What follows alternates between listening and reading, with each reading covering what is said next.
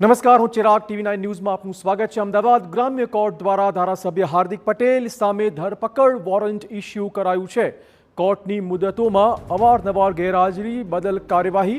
વધુ વાત કરવા જોડાશે અમારા સંવાદદાતા રોનક। શું છે વધુ વિગતો?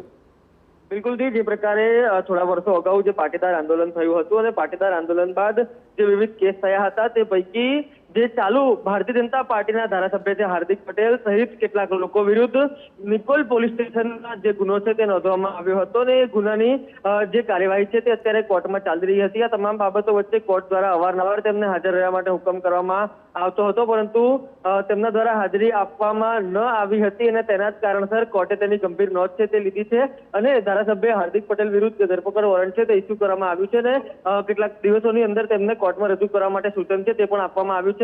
ખૂબ મહત્વની વાત છે કે નિકોલ સિવાયના જેટલા પણ કેસ હતા તેને સરકાર દ્વારા પાછા ખેંચી લેવામાં આવ્યા છે, પરંતુ જે કેસ છે તેની કાર્યવાહી હજુ પણ કોર્ટમાં ચાલી રહી છે અને તે જ કાર્યવાહીના ભાગરૂપે હવે કોર્ટ દ્વારા તેમના વિરુદ્ધ ધરપકડ વોરંટ છે તે ઇસ્યુ કરવામાં આવ્યું છે। આગામી દિવસમાં જોવાનું રહેશે હવે તેમના વિરુદ્ધ કયા પ્રકારની કાર્યવાહી છે તે થઈ। ધન્યવાદ રોનક। તો હાર્દિક પટેલ સિવાય ગીતા પટેલ અને આશીષ પટેલ સામે પણ નોંધાયો હતો ગુનો।